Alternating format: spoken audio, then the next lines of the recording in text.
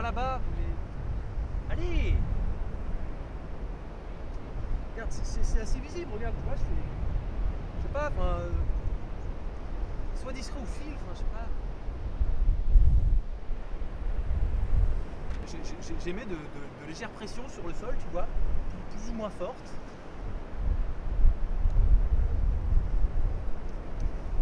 Comment tu choisis tes pas? Je sais pas, c'est instinctif, écoute, je sais pas, tu vois, en fait, j'essaie de faire une forme, du coup, j'avance, après, je file droit, je bifurque. Voilà, géométriquement, ça me semble logique. Ah non mais comment tu prends en compte les pas des autres là, qui sont passés là auparavant? Je sais pas, je repasse une couche, écoute. Ouais mais les traces, elles auraient dû disparaître. Comment? Bah, Explique-moi je sais juste. pas, le vent, la pluie, la marée, les oiseaux. Oui. Je vérifie, écoute.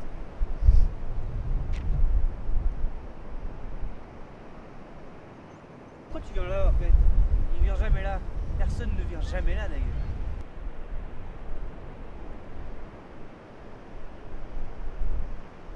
Papa va aller faire du bateau, ça. Ouais mais tu seras au large, pas au bord. Putain. Mais bien sûr, mais avec cette putain de flotte, je peux pas tout faire, moi, puis j'ai pas le pied amphibien. Marin, Pardon? t'as peur de niquer le pire de tes bottines? Je vais pas me foutre à l'eau, mais...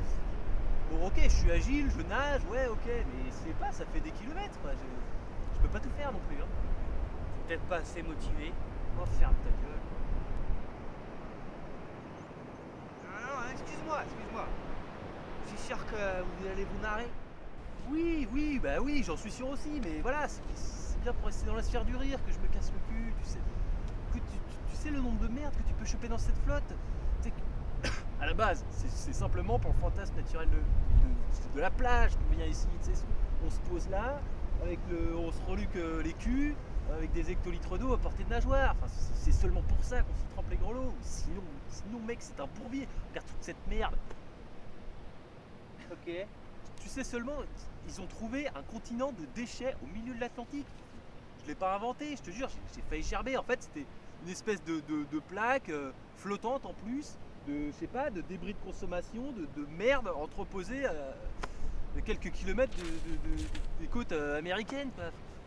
Moi, tu sais, je suis un homme simple, moi, je sais pas, je veux des vagues blanches, c'est comme celle-là, là, bien pures, tu sais, couleur lait, voilà, qui me goûte sous les poils, qui me donne la crève. Et puis après, voilà, je passerai 2 jours les pieds dans un boc d'eau bouillonnante avec du Holgren dans ma tasse.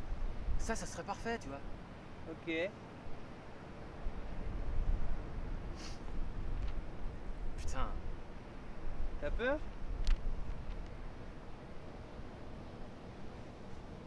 bien sûr que j'ai peur. Tu veux un relais?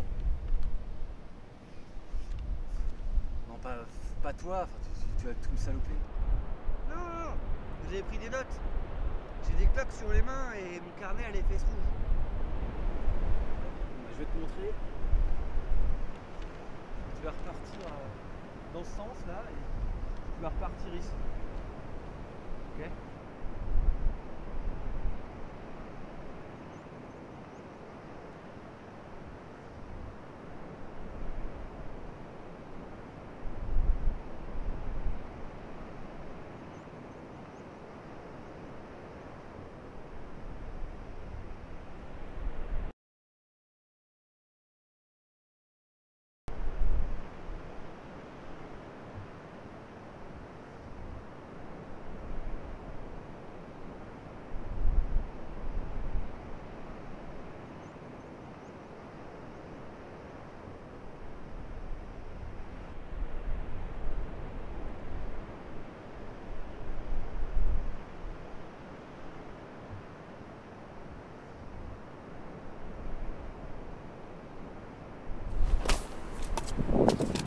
Regarde, elle part en promenade.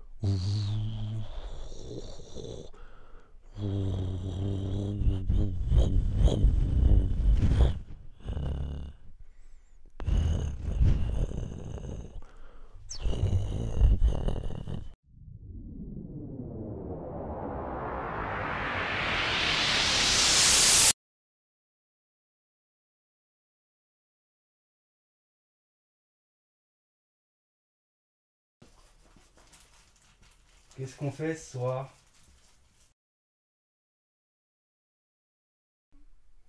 On peut se planter les têtes à l'intérieur d'un orifice artificiel. Lequel? Lesquels? Ouais, je sais pas, il y en a tous les 20 pas en ville. Regarde toutes les rues, les espaces commerciaux, les parkings, les églises.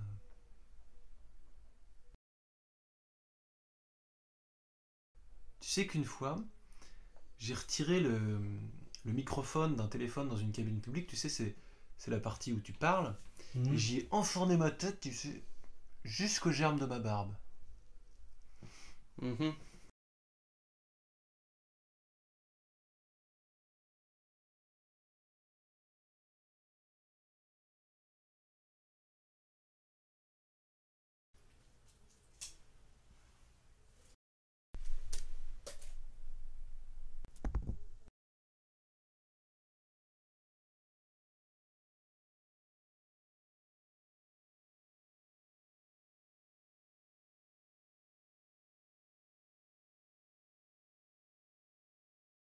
Je vais enfin pouvoir quitter cette tâche. Porto blanc. Méfie-toi, hein. Elle tâche jusqu'au rideau et maîtrise les filatures. Oh. Non, je suis sérieux, c'est pas juste une flaque qui se placarde sur ton vêtement et ronronne, hein. Je l'ai entendu gronder. Après toi, je pense qu'elle t'en veut. Elle me crache des bulles sur le col quand je traverse la rue. Je cherche peut-être trop de sens, mais ça doit bien vouloir signifier quelque chose. Je pense que c'est ton statut d'indésirable. La tâche prise sur son hôtel pour que tu la laisses tranquille.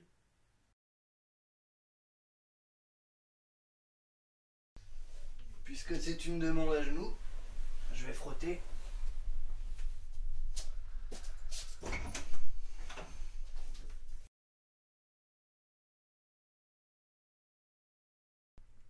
Tu as ressenti le burn-out?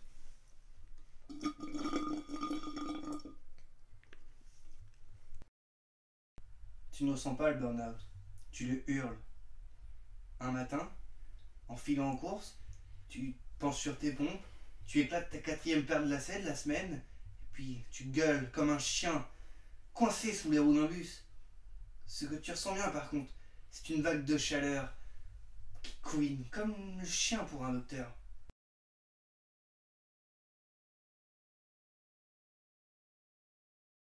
Et si le docteur est indisponible?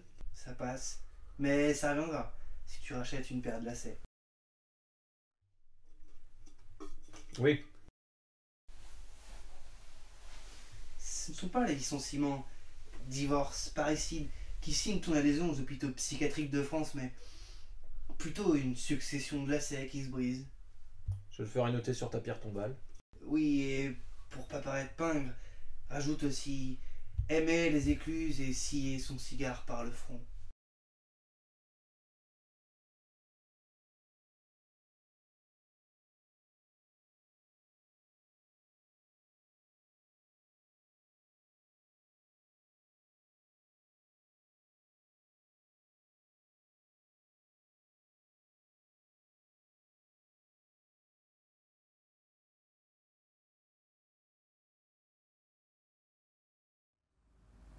La nuit, tous mes chagrins se grisent.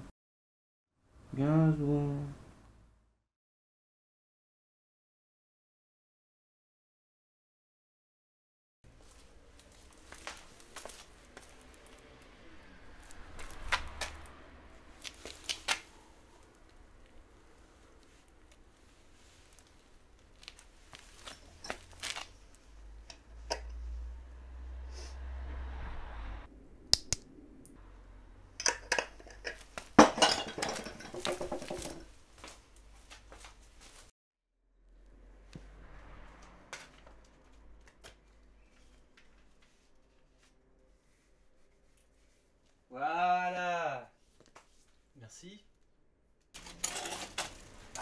table ronde après.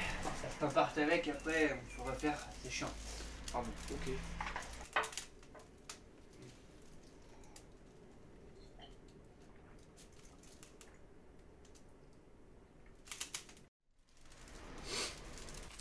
Bonsoir. C'est le premier entretien que vous concédez, c'est avec nous, nous vous en remercions. Pourquoi cette absence chez les médias? Bonsoir. Bonsoir. L'absence chez les médias. Enfin, je vais être franc. En fait, c'est la première fois qu'on me sollicite pour un entretien de ce type. Donc l'absence s'explique par logique en fait. Enfin,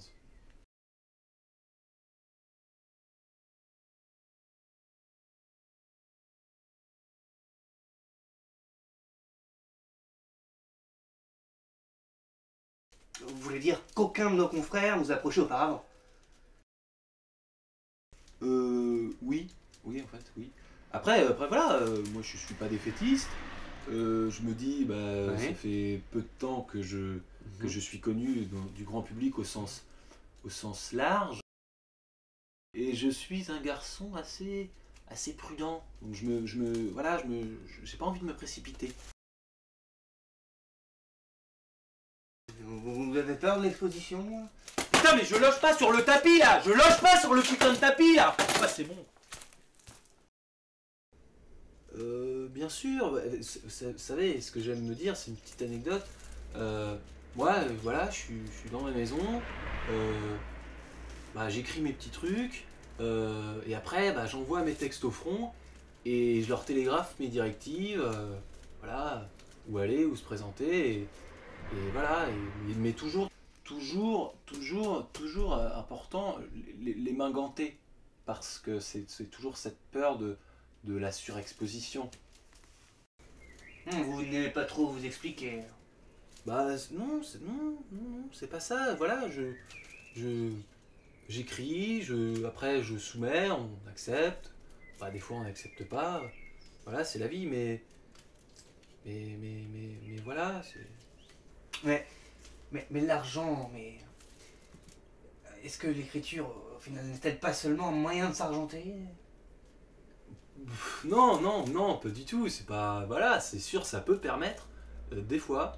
Et bah voilà, dans mon cas, ça me permet, donc super. Mais non, moi, vous savez, à un moment, j'étais dans ma vie, bon, j'avais un certain âge, et je me suis dit, bah voilà, j'étais sans le sou dans ma petite maison, et à un moment, on m'a dit, Ouais. bah, oui, on voudrait bien publier vos chroniques sur notre site internet. Très intéressant.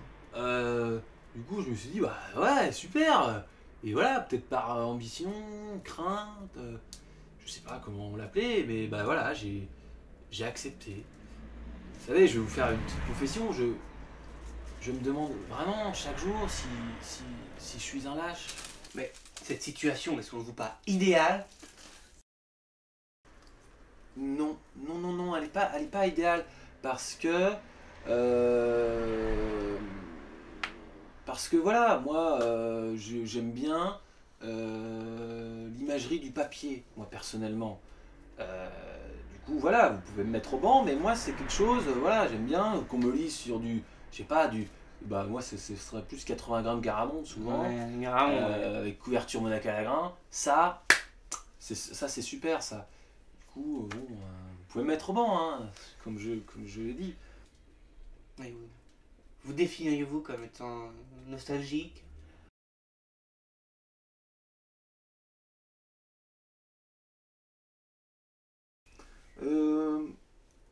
Ah, non, c'est pas ça, c'est pas ça, c'est juste la manière dont je me sens. Vous savez, j'ai remarqué qu'il y a un sentiment très à la mode en ce moment, c'est les gens, ils sont passionnés, voilà, ils font un truc et ils foncent, ils sont passionnés. Moi, je suis plus en retrait, et je suis davantage, je dirais, je sais pas, je suis plus vieille fripe, moi, vous voyez. Vous pouvez me mettre au banc, hein. Surtout pas. Et par on, j'entends les critiques en général, on accorde une certaine qualité à votre écriture, Vous y êtes sensible? T'en veux, hein? Oui, Ouais. un petit peu. Plus? Un petit peu, Plus. oui. Oui, Plus. encore. Plus? Ouais, hein? Plus? J'ai soif. Encore? Ouais. J'ai soif. Ouais, là, c'est bien? Je vous dirai. Ok. Plus? Allez.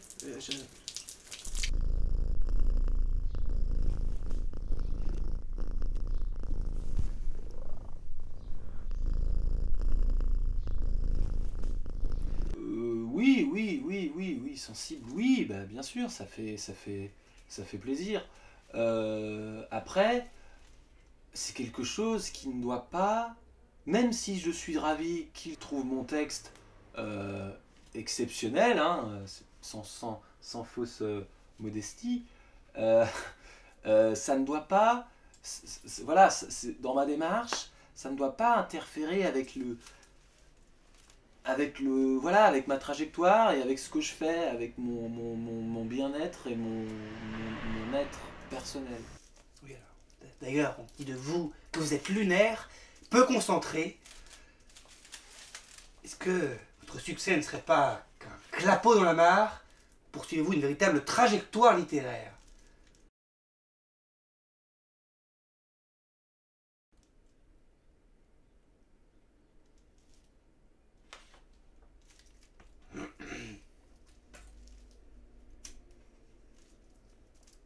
Quel projet? Et d'ailleurs, je vous assure que nous arrivons à la fin de cet entretien. Quel projet avez-vous en tête pour la suite? Oula, c'est une question pleine de poids. Bah, des projets, vous savez, moi ce que j'aime bien dire, c'est que nous, enfin, moi je me considère comme faisant partie un petit microcosme des artistes, des écrivains ce type de troubadours. Et je dirais que nous, le cliché, c'est on a des projets dans la tête, par caisse. Moi, moi, c'est j'en ai, mais ils sont dans ma tête et ils jouent aux cartes, ils s'amusent, vous voyez, mais ils sont pas définis et j'aurais du mal à vous en parler, mais si vous voulez, je pourrais vous en dire plus quand eux-mêmes m'en diront plus. Oh, oh. Merde!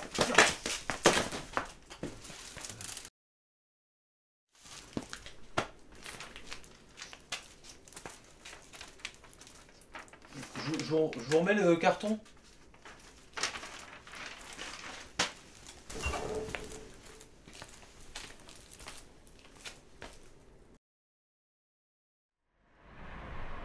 Projet. Je fais des rêves où les nuages durcissent.